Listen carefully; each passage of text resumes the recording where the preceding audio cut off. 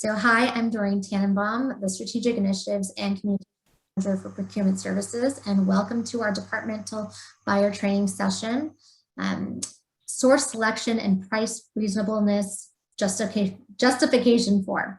It's the SSPR form internally. So again, our session is being recorded and we will email you the slides and the recording by next week. Next slide, please. So you can find training guides filled with step-by-step instructions on the footer of procurement.uci.edu. You'll also find interactive classes on UCLC. Next slide, please. We're always available to set up one-on-one sessions and as well as group training sessions. If you need any procurement assistance, please contact Shauna to set that up at shauna.n@uci.edu. And now I'd like to introduce Snehal Bhatt, UCI's Chief Procurement Officer. Good afternoon, everybody. Hope you all are doing good, staying safe, and having a good week so far. We appreciate everybody taking the time from their busy schedules to come and attend these trainings. We have tried to create a cadence of having these meetings on a regular basis. That was one of the commitments that we had made for us to try to get more and more involved in getting the campus engaged in those activities that they are having or to do with procurement. And we want to make sure that we try to provide as much training and education to the campus constituents as possible. And this is one of our ways to do that. This actually fits into very well with the engagement goal of keeping ourselves engaged with our own teams, but also with the campus community, and actually allows you to have engagement with the central procurement organization.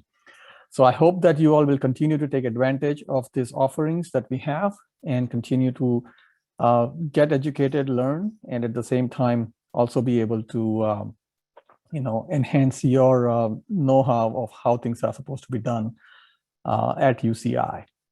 So, again, we want to thank you for taking the time. Welcome to this session. As Doreen mentioned, this training session is dedicated to the form that we expect a lot of people to fill out. We call it the SSPR form. And if you have had to generate POs of high dollar value and you have not used a contracted supplier, you probably have seen this question pop up in KFS when you submit your requisitions and try to go through the PO approval process. You would see this message pop up asking if you have completed this form. We have had a lot of people ask a lot of questions about the form. We have also had to go back and talk to the folks who have submitted the forms and explain to them some of the things that have been entered as expected and things when they are not what we had expected or needs more clarification and justification. So Andrew Calderon, who is the contracts manager within our procurement organization, is going to walk you through the various sections of the form and provide you with good examples of what is considered to be a good justification and examples and reasoning. And please feel free to ask questions. This whole session is meant to be more for you to gain the most out of it, because we sometimes assume we know what we are saying or what is supposed to be entered or what is expected, but you may not. So this is also an opportunity for you to go ahead and ask us any of your questions, clear all your doubts, and get things clarified. At the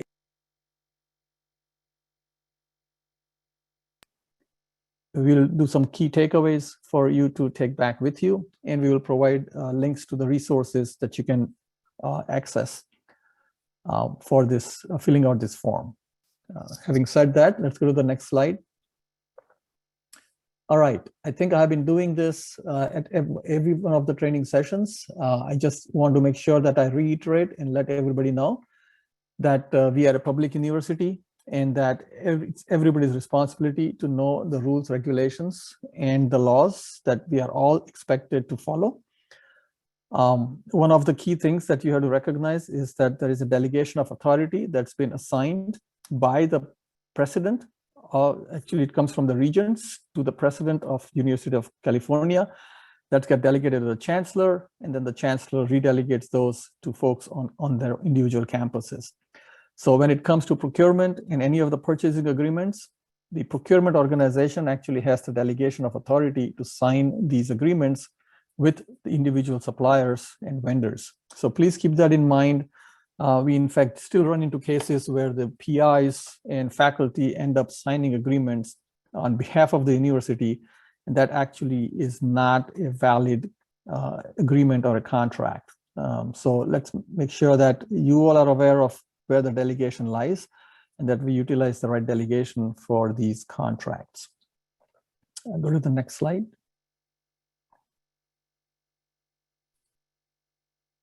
Okay, having said that, I will let Andrew go ahead and take over from here. As I mentioned, Andrew Calderon is the contracts manager responsible for all the contracts that we execute at UCI. He and his team actually help with all the contract management. Good afternoon, everyone. Thanks for coming out.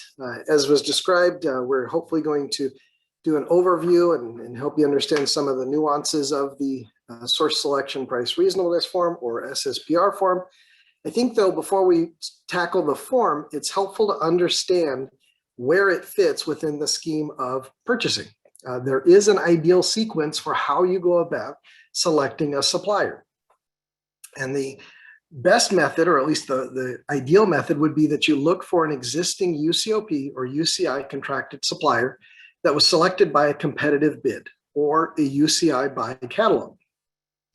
If it's not available, you can look for a certified small or diverse business for annual spend between 10,000, and 250,000. If you're not able to locate a certified or diverse small business, then for purchases over 10 or over 100,000 for non-federal purchases, you would need to perform an informal or formal competitive bid. When none of those three options are available or are not realistic or unable to utilize one, then when you're utilizing an exclusion from a formal competitive bid, such as a sole source, professional or personal services, then you would select the supplier and complete the SSPR form. So next slide, please. So obviously the first question you might want to ask, or you might want to have answered, is where to find the form. And you can locate those forms on our procurement website, which is procurement.uci.edu/forms. You'll note also when you find the form and you open it that there are two linked forms that are available in the upper section of it. One is an instruction form and one is an FAQ. Even if you've utilized the SSPR form before and you've seen it, you've been a little familiar with it, we do highly recommend that you read through the instructions and read through the FAQs, because it does have examples. It does have some very specific explanations of the different sections that you may not have seen before.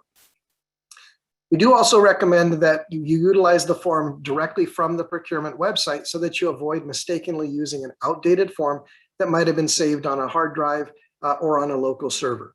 UCOP does update the forms every now and again, which in turn UCI turns around and updates its form as well, which in fact happened, I believe, at the end of April, or it was at the beginning of May. So if you're using an old form that you had saved on a server or a hard drive, note that there's a new updated form available on our website. Next slide. So now the question becomes, what is the purpose of the SSPR form? Right? Because as we described before, there are certain methods for selecting a supplier that allow us to ensure that we're getting a good price through a competitive means. We're using the SSPR form in lieu of a competitive process. So it is our way to document how we selected the source and that the price that we're obtaining is reasonable. The SSPR form is required when you're purchasing goods or services that exceed a competition threshold and that purchase was not formally bid. So to reiterate, the SSPR form is not needed when you're utilizing a UCOP or a UCI contracted contract, or when you're using a pre-established catalog via UCI buy. We already know how those contracts were obtained and that the prices were reasonable. So you do not need to use the SSPR form in those circumstances. Next slide, please. Since the use of the SSPR form is tied to competition, it's important then to know what the competitive thresholds are. And when you're talking about a federally funded purchase, those involve the competition threshold begins at $10,000, which requires 3 informal quotes. For purchases, federal fund purchases greater than $100,000, it is required that you conduct a formal competitive bid. For non-federally funded purchases, that threshold begins at $100,000 during a 12-month period, and it requires a formal competitive bid. Note that when you are mixing funds, paying partially by federal funds and partially by non-federal funds, the general rule is that you are to use the more restrictive rules or requirements in determining which competition threshold to follow. Next slide, please. Next, you might be asking, well, then who's required to fill out the form? And the answer to that is the requester or end user with the most complete information should sign and complete the form to substantiate the appropriateness of how you selected the source and that the price was reasonable. Note, though, that regardless of who completes the form, every person that's involved in handling a purchase should review the form to ensure that it meets federal or state requirements. It's not acceptable for us to simply say, well, purchasing will catch it, so you're passing off a bad SSPR form or an incomplete SSPR form, and we'll just trust that procurement will catch it or tell us if there's a problem. Next slide, please. So when you open the form, you'll notice, or if you've seen the form before, you'll notice that there are 8 sections of the form. Not every section is required in every instance. As we go through the form together, we're going to describe or explain when you need to fill out or complete each separate section. Next slide, please. In the introductory paragraph, again, it will explain what the purpose and need for the SSPR form is. And directly below that, you'll find some basic information that needs to be completed for all uses of the form. You'll find the place to enter the requisition number, the desired supplier, the dollar amount, and the campus department that is making the purchase. Next slide. So turning then to section 1, source selection. This likewise is required for all purchases. First, determine the source of the funds that you're paying with. On the left side, you'll have a column for federal funds and on the right side for non-federal funds. Once you determine the source of the funds, then you can select one or more appropriate justifications. When you determine the justification, check the box, and then in the parenthetical along that line, you'll see which sections of the form you need to complete based on the justification that you chose. Next slide, please. So turning now to section 2, competitive proposals. This section is required for all federal fund purchases greater than $10,000 or less than $100,000. Next slide. To complete this section, when you're paying with federal funds, $10,000 to $100,000, you need to obtain 3 informal price quotations from 3 qualified sources.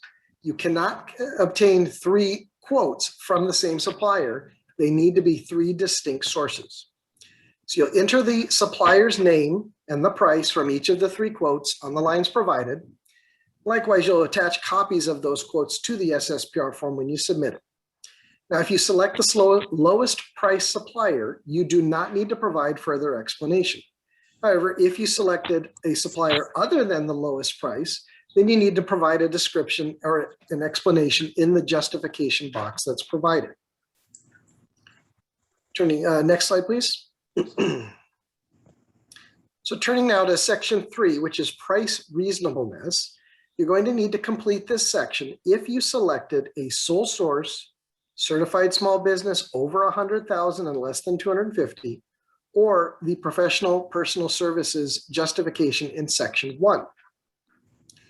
In the first box, you're going to have to describe how you determined that the supplier's price is a fair and reasonable price. Next slide. And to do that, what you simply need to do is you ask yourself, what would a reasonably and prudent person pay for the same or similar goods or services? Can you go back? I'm sorry, one slide. Oh, thank you.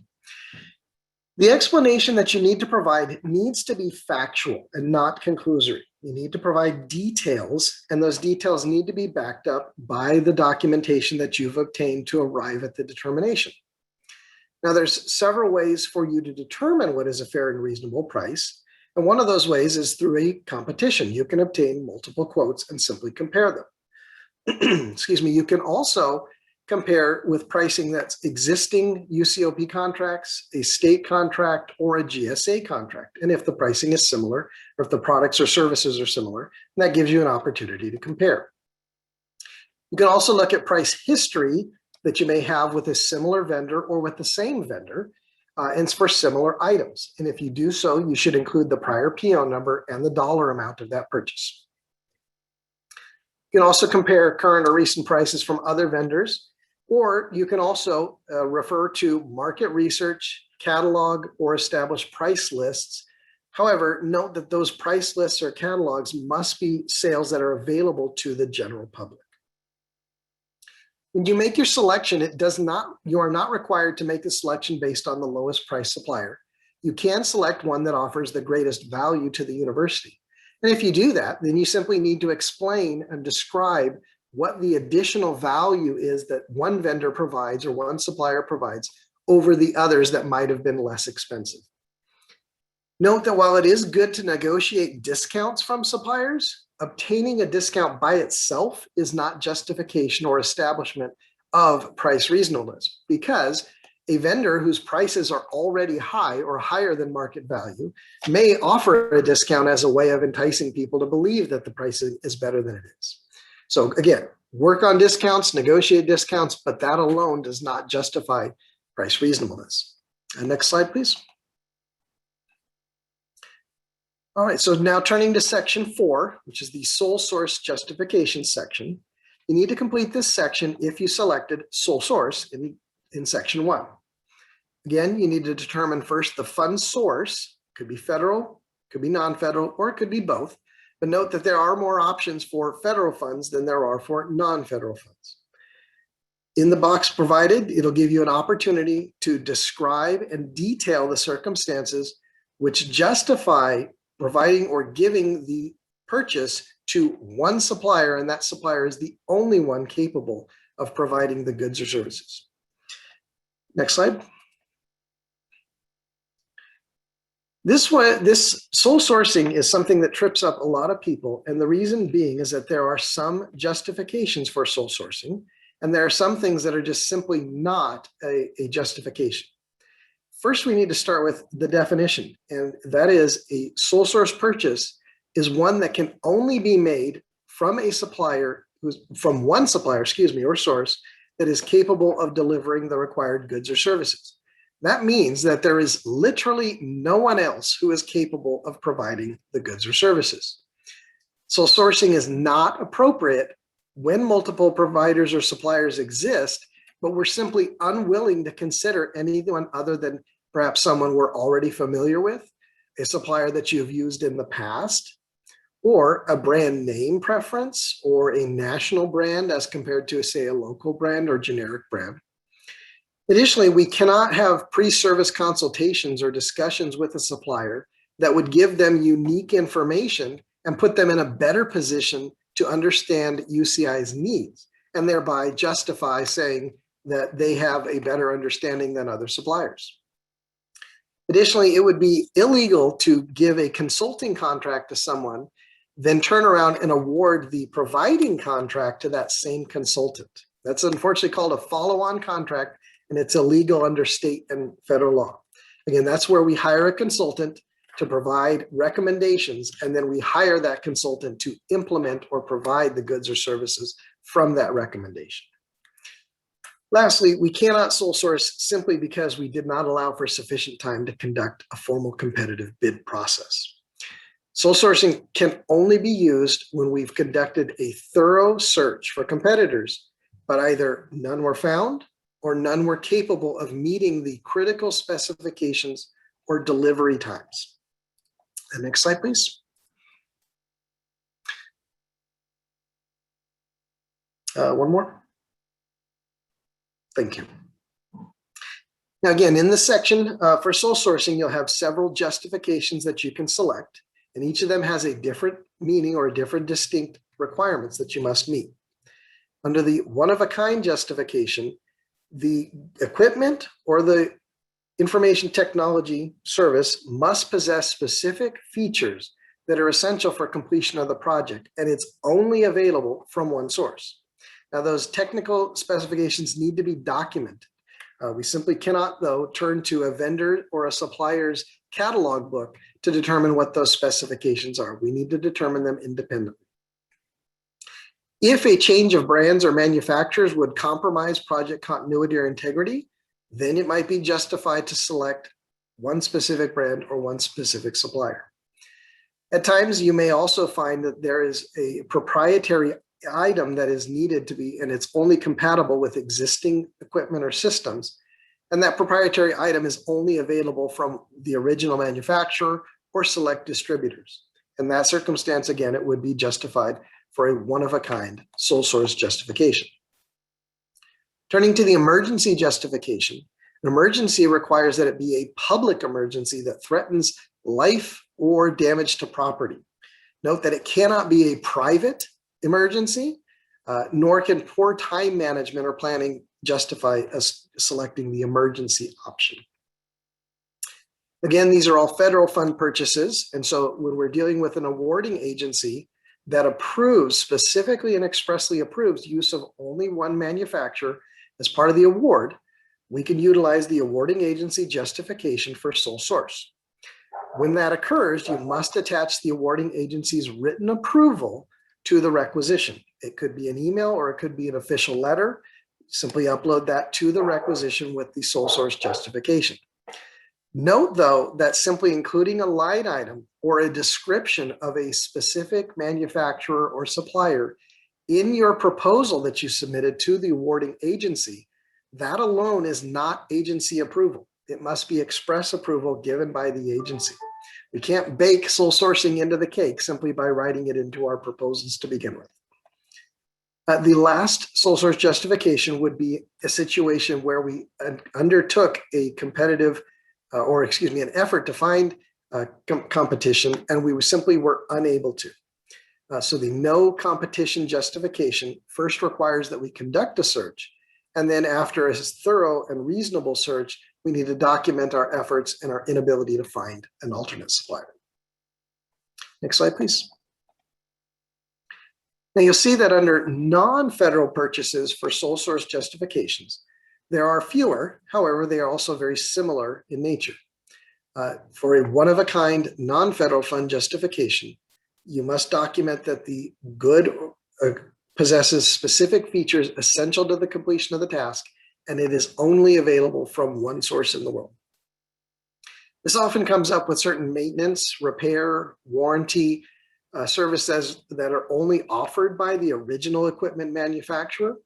Oftentimes too, if you have a specific piece of equipment and there's software that needs to interact with that piece of equipment, it likewise might be proprietary and only interacts or is only available, by one supplier or one manufacturer.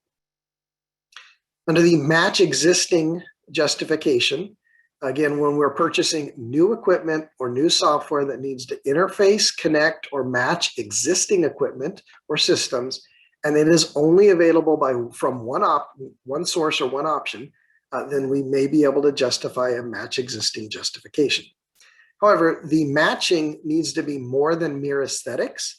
It's the functionality that what matters. So for example, if we were going to buy a vehicle and we wanted to say, well, we need to match our existing vehicle fleet and it needs to be candy apple red. Well, there's only one manufacturer that offers a candy apple red car. Well, quite frankly, candy apple red, while it might be a nice color, that is aesthetics. It is not necessarily functional. In that circumstance, we would want to document what the other manufacturers of our fleet, our vehicle fleet are, and that would be a justification for matching existing. Next slide, please. So turning now to section 5, which is the professional or personal services section, you only need to complete this section if you selected professional or personal services as the justification in section 1. And unfortunately, this is probably one of the more difficult sections because Professional and personal, as used in these contexts, does not mean it in the generic sense. There's actually a very specific definition available in the UCOP BUS 43 policy, which we'll go over. Next slide, please. So professional services does not simply mean that someone does something very professionally or does it very well. I'm sorry, go one slide back, please. Professional services is a highly specialized function, typically of a technical nature, performed by a supplier that requires to have a professional license, is licensed by a regulatory body, or is able to obtain professional errors and omissions insurance. Most common examples are a doctor, a lawyer, an accountant, architect, or an engineer. Again, each of these professions requires that you be licensed and that you obtain E&O insurance. This definition comes directly from, again, UCOP BUS 43, and it is also described in the instructions and FAQ sections that are available with the SSPR form. Next slide, please.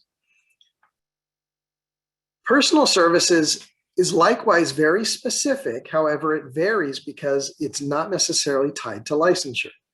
This service is something that it requires technical or unique functions to be performed that a distinctly qualified service provider has. It's something that they underwent training and obtained very specialized experience in order to perform. Some of the examples are translation services, technical editing, technical appraisals, transaction evaluation, specialized coaching, or interior decorating. This this category would also apply to things where you really can't compare one thing to another. For example, a musician, a painter, an artist, or anybody else in the performing arts, where it's simply not capable to have a qualitative comparison between two of these types of providers. Again, this definition is available in BUS 43 if you'd like to look at it a little more closely. Next slide, please. Most often where people run into trouble when filling out the SSPR form is that by trying to utilize the professional or personal services, you're really describing a consulting service that you're trying to obtain. And hiring a company for general business process consulting or even information technology consulting probably does not meet the definition of professional or personal services as they're defined by BUS 43. You really need to think through, what is this person doing for us? It certainly is possible for us to hire a professional to do consulting services. But again, that professional needs to meet the definition of BUS 43, which requires licensure and very specific insurance requirements. Likewise, you could hire somebody who's performing consulting who's also very personal in nature. But again, you need to go to the personal services definition to know and understand whether that consultancy meets this definition. One of the things we see often is that someone has existing knowledge or UC or UCI processes or functions or how things currently work within our university. While that's very helpful from a business standpoint, unfortunately, it is not a technical experience, a qualification, or a skill that justifies our refusal to consider other potentially qualified consultants. Remember that sole sourcing is really a refusal. It cannot be a refusal to consider other qualified suppliers or source providers. Next slide, please. So turning to Section 6, which is our unusual and compelling urgency, like the federal emergency justification, this justification involves an immediate risk of injury to persons or property, or it might result in legal or substantial liability to UCI. Again, the risk and the injury needs to be significant, and it needs to be something that didn't result from poor time management or a failure of our ability to keep track of deadlines or expirations. Next slide, please. So this next slide, the conflict of interest statement is required for all uses of the form. Next slide. There we go. In this section, you need to read the statement that's provided after the header. Then you either need to click the agree box, or you must provide a proper explanation in the space provided prior to signing and submitting the form. If the agree box is not checked, or if there is no explanation, unfortunately, we will need to return it to you. So please complete both of these things before signing and submitting the form. Next slide, please. The representation section 8 is required for all uses of the form and should be completed by the responsible requesting party who is authorized to accept responsibility for the information provided in the form. Please be sure to include your contact information in the event the procurement has any questions about the information entered on the form, and that way it allows us to get those questions to you quickly and clear up any issues. Next slide, please.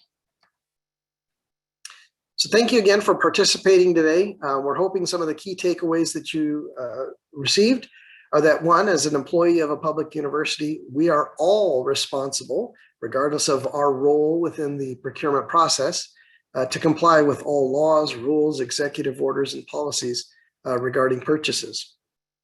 Every one of us has a role, so we're hoping that you can help us catch things and get things corrected before they come our way, although we're always happy to answer questions and assist you through the process.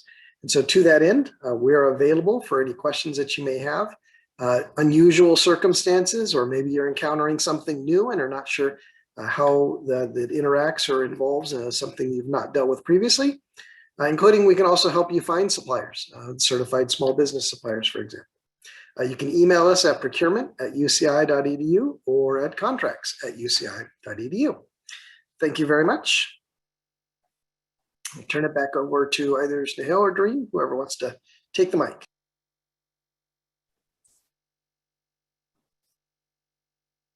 Thank you, Andrew. So as you can see, we have a resources slide. And again, all of these slides are going to be emailed to you at the end of the presentation.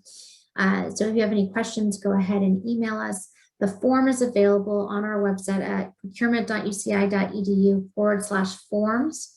And you'll be able to see if you have any questions regarding the specific form. You can log on to the UCOP website and click on the links there for instructions and FAQs, and you can go directly to our website and open up further information. So we're going to go to the next slide, please, and open the floor up for some questions. I haven't seen any questions come in through the chat, so great job, Andrew. I think you're very thorough in your explanation today. But if hopefully it wasn't because I put everyone to sleep. No. If anyone has any questions, go ahead. And here's one from Susie. What about a professional service for a program in which the contractor has designed it? Is that justification to have a PO that would have them contracted to be the facilitator of the program? So good question, Susie. Can you give us a little bit more information maybe about the professional service program? Because that, it sounds, just at my initial review of your question, like that could be a follow-on contract, and that's something you just have to be very careful about. We can't allow consultants or providers to come in, give us advice on setting something up, and then turn around and have them to fulfill that requirement. We can hire consultants that help us with either designing programs, help us to consider processes or policies to implement. Unfortunately, then that consultant might be precluded from doing the next step or next phase, which would be the implementation, unless the whole of the project included both design and implementation. I think, Andrew, yeah, that's going to say, good, Susie. So Susie wrote in the chat, she's helped design a program for UCI and UCOP. We have then contracted her to help run this program that continues through the years in similar programs. Right. So I think, Andrew, what she's referring to is, like, say somebody developed a training material of providing training in a particular subject matter. And they are the ones who develop the training program. And UC or UCI is interested in having that program be delivered to our employees.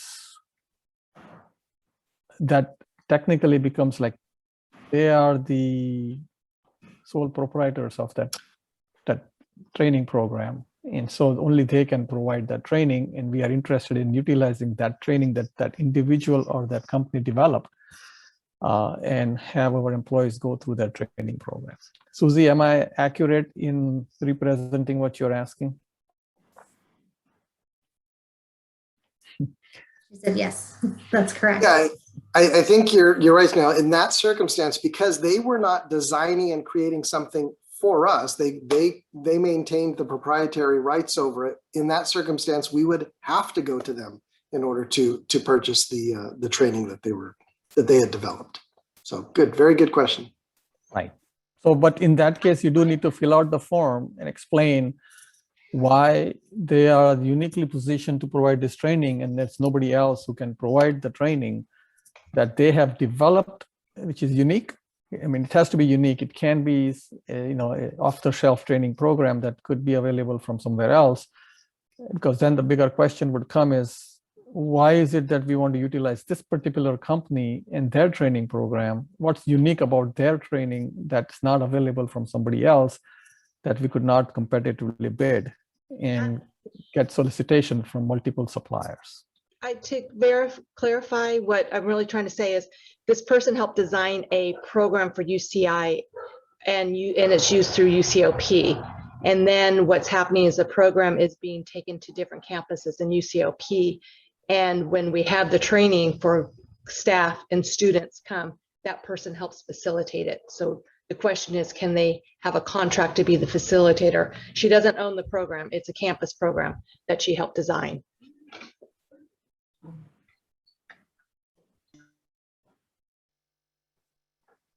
Okay, and where does UCOP come into the picture? It was a grant from UCOP that UCI designed, and the program is used. She's both being contracted for some of her training through UCOP and some of the training through UCI, but it all started at UCI. And so we developed the program With her, correct. in collaboration with her. Correct. Okay, with the intent of obviously providing that training to the employees and Correct. utilizing her as the trainer. Correct. As a co-trainer. So when we executed an agreement with her during the development of the program, we would hope that we also included in that agreement that once the program's developed, that we expect her to be then providing the training to the employees. I don't believe that's true, because we did not know it was going to be accepted and transferred on to other campuses. It was just started off as a small program when it was originally designed. Right. So that's, you see the challenge, Susie.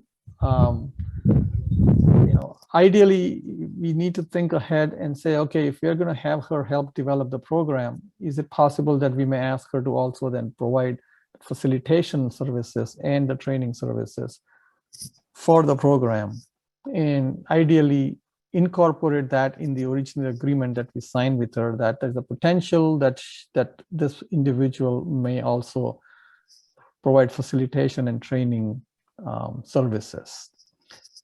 That's the key. We have to learn to have these kind of language incorporated in our agreements to prevent being caught as doing a follow-on.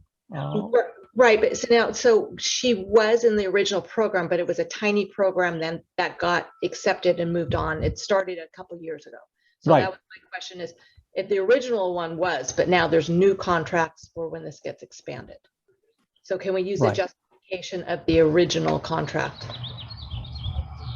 It's a slippery slope, right? I mean, I understand what you're saying, that it started off small, and that's not uncommon, right? We all experience that we start with something very small that grows and balloons and becomes big. We think, it's never going to reach $100,000. It's only about $20,000 or $30,000. And, sometimes it ends up being, over time, a much bigger program. And then we kind of get stuck here in that situation where, now we are kind of at a point where it should have been competitively bid. because now we are over $100,000 on an annual basis. So, I mean, these are the exceptions that we have to deal with on an individual basis. But I'm just trying to share with everybody who is participating in this training that this is exactly why we have to be mindful and careful when we execute contracts, and always think ahead and say, can this become large, and can this become big, or can this become a follow on that we need to think of ahead of time. So I mean, in this case, it's it's like we are behind the 8 ball, and it's in the past, and we may not have a choice but to utilize the person versus facilitator because they're familiar with the program and help develop it. But in the future, I would be cautious of how we approach it right from the beginning. Does that help?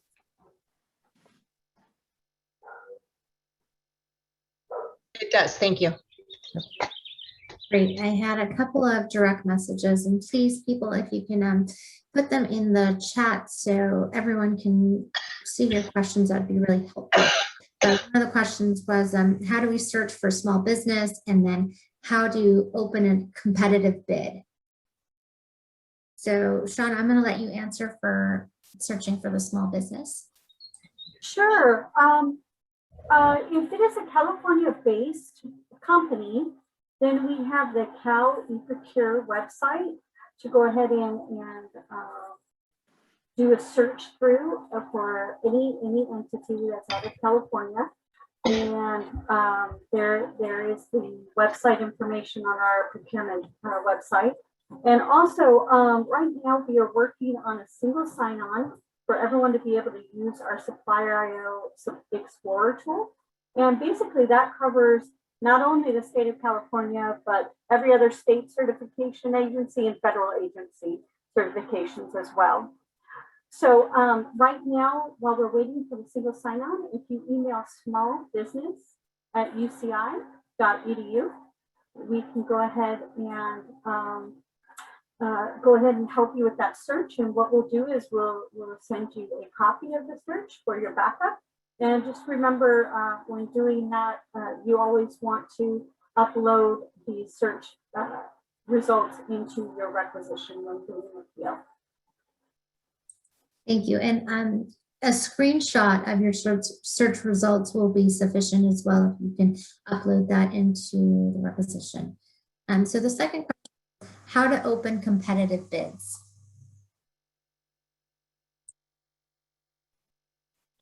Sarosh, you want to take that? Sure, I can do that. Well, we can do either RFPs or we can either do an RFQ. What I would recommend is before we start a competitive bid, we would reach out to me or our team. A lot of times we do find a contracted supplier which will help to resolve this matter. Because an RFP can take anywhere between 3 to 6 months, even sometimes a year. So it's a big process, and it's a collaborative process between the department and the buyers, and we have to go through scope of work. There are various stages for that. And the other way we do the competitive bid is by an RFQ, which is a simpler process, which we just put it out in CalUSource, and whoever the lowest bidder is, it automatically goes to them. Of course, it's a big process, but I'm just trying to, put it in a short version. I hope that answers your question. Yeah, so the way to get it started is to reach out to Central Procurement. We can help identify if there's an existing supplier, as Sarosh said. There are multiple ways to look at existing suppliers. As I think Andrew had mentioned in the beginning of his presentation, there are multiple ways we could be finding a competitively bid supplier. So one of the ways is UCOP as a system. We consistently look at spend that is common across multiple campuses, and then we have a system-wide RFP that is being released, and that's competitively bid, and we get suppliers that are system-wide suppliers that are selected, contracted suppliers. Then we have UCI, we ourselves conduct RFPs and have contracts with suppliers. So that's another way we can have contracted suppliers available. We also can look up other, government procurement organizations that also conduct RFPs and competitive bids on behalf of higher education or for government entities. And we can find suppliers through them, like E&I is one of those companies, Omnia is another one.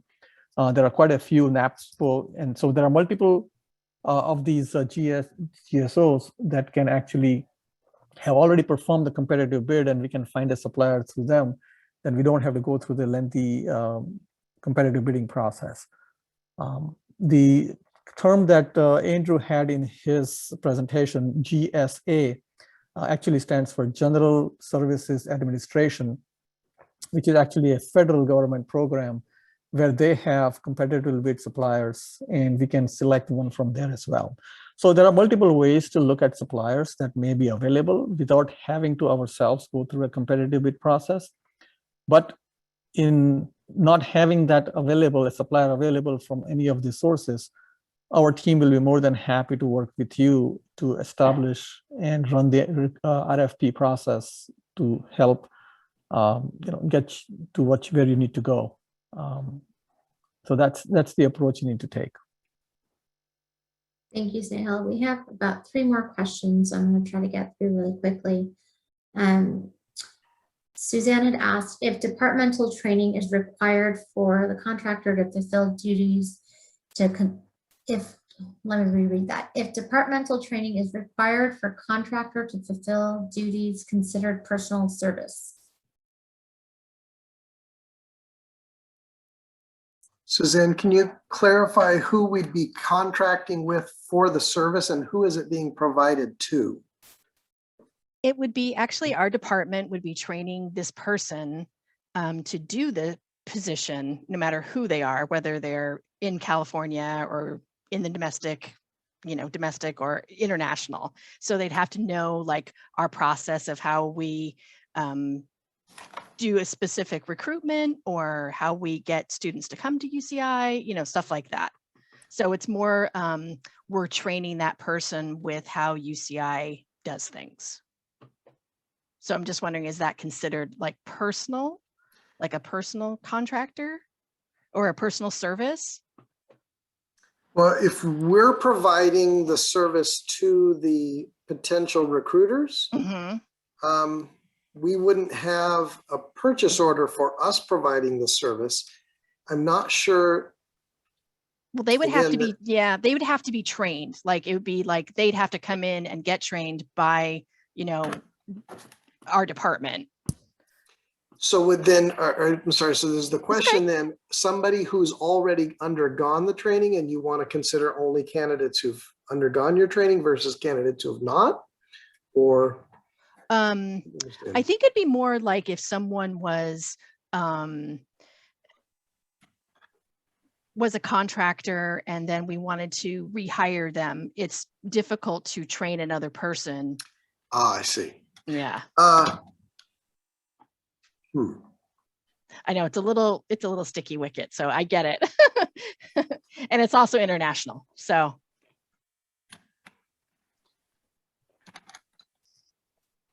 So we train them, and once we train them, then we want them to serve us by basically it's a recruiting in helping us recruit more students. That's correct. And we chose that individual to train that individual based on certain criteria. Yes. So that would be the agreement that which you sign with them in the beginning when you train them, saying that we are training this individual for that individual to then provide services to us by trying to find international students for us. Yes. Yeah, I think in that scenario, as I was saying, all the criteria that you used to select that supplier would be your potential personal services justification. I got it. They're familiar with the area. They're familiar with the region. They're familiar with the educational resources in that area. Not necessarily that they've undergone training that we've provided. Oh, right. Okay. So it's a little kind of a mixture of both then. So it's Correct. like we're training them in how we do things, but they are knowledgeable on their specific area, what the high schools are, what types of students there are, where to find those students, that kind of thing. Correct. It would need to be skill, expertise, or training that they already possess. And that skill, expertise, or training was very technical or specialized that they received. Okay, that makes sense. Okay, thank you so much. Doreen, it looks like there might have been an earlier question too from Christine. Right. Christine, is that a question or is that a statement that you're making? I think there's a question in there because extension does have what we call instructors or course developers, where they develop a course on a contract and then at a later time may teach that same course on a separate contract. Is that a problem? I think it depends on whether you're only allowing them to, right? Number one, I guess I would ask, what's the dollar threshold or the dollar amount for the typical teaching contract that follows, because it may or may not require competition, but it may still be beneficial in that circumstance to consider other suppliers in addition to this individual. And if, as part of that review, you're giving it to one or more, then I don't know that that would necessarily be a problem. Okay. If you're only giving it to the one, then potentially. But then I'd also, one thing that you didn't necessarily raise too, under the new independent contractor rules, teaching may be a very difficult thing for us to continue justify outsourcing to individuals, because the new rules get to the core of our business model, our business services, and we are in the business of education. So again, I don't want to necessarily open that one now. Maybe we can talk about that offline, but a teaching contract, it'd be very tricky for us to justify doing as an independent contractor. Right. We have taken a lot of our independent contractor teachers because of AB 5 and made them employees. But we do have certain ones that are out of state that are still not employees. And I don't know how much of this we do have, but we might have certain cases where the individual who developed the course might teach it, although we state in our contracts that nothing is guaranteed. They're not guaranteed to teach the course if they developed it, and they're not guaranteed to teach the course next time if they taught it a certain time. Right. So that's the correct way to go, Christine. And your situation sometimes gets tricky as well. So we have to take it on an individual basis because we have to comply with AB 5, which, as you are aware of and trying to do anyway. So let's continue to work with us in unique situations. Okay, thank you. Yep. Thank you. We have another question. If we have our teams search for small business on Cali Procure and their search results in hundreds of suppliers, would the expectation be that they pick one of those suppliers to request a comparison quote? One of our teams was recently overwhelmed by the number of suppliers in their search results, and they weren't sure how to approach. I'm gonna let you take that. Yeah, Lucy. So we understand that it can be overwhelming with some of these searches, and you would want to identify and narrow down a couple, and just kind of focus on those and see what quotes they can give you, and if it meets all of your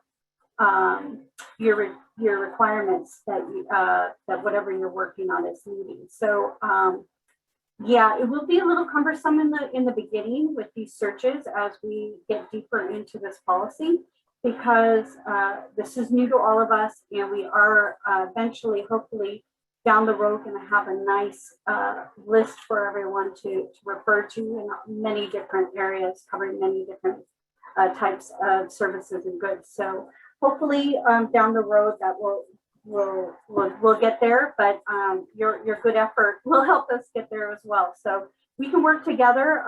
I am more than happy to help you with this search. anytime, and that goes for everyone on this call and on campus. So you would need to get those quotes somehow, and we'll work with you on that. Hope that helps answer your question, Lucy. And then if there are no results found, then we would go ahead and ask you to find a company that is large, that doesn't qualify as small business, and fill out the waiver and explain that no other suppliers were that were small business or veteran-owned business qualified. Yeah, and the A screenshot, yes, fine. it is sufficient. That's perfect. Thank Right. you. And then last question was the complete small business form program, first program form with the quality rec is submitted via DocuSign. Do we need to attach a copy of the form in the quality requisition notes and attachment section, or via DocuSign is only fine? So yes, once you have the completed DocuSign, once I've signed it, go ahead and upload that into your KFS requisition, and then our departmental buyers will take a look at that and go ahead and process your requisition. Right. So Isabel, the reason why we need to do that is the DocuSign waiver form is handled by Doreen and her team as part of the small business program. And the requisition goes to an individual buyer who is, depending on the commodity that's been chosen. So the buyer is not going to know that you already worked with the small business team and had the form filled out. So the only way they would know is when they see that in the KFS requisition that you have in fact searched for a small business, couldn't find it, and a waiver form has been completed and uploaded. So please upload those waiver forms in the KFS document, just as you would do the SSPR form. Great. I think that we're done with our questions. We do have a survey, and I will go ahead and email that in the follow-up as well, but I'll place that in the chat right now for anyone who's still on the call. If you can please take our survey, we'd really appreciate that. And again, we will send you a recording of the video and our slides by next week. And I also wanted to make sure that everybody realizes in the very first slide that Andrew had, where you fill out your name, your section, the department name, and the dollar value. We encourage everybody to try and make sure that the dollar value you enter in the SSPR form matches the dollar value on the PO, so that we are sure that there's no discrepancy and it's the same amount. So please try to do that and have the same amount both in the SSPR form and the PO. Great. Thank you everyone for joining us today. That concludes our session.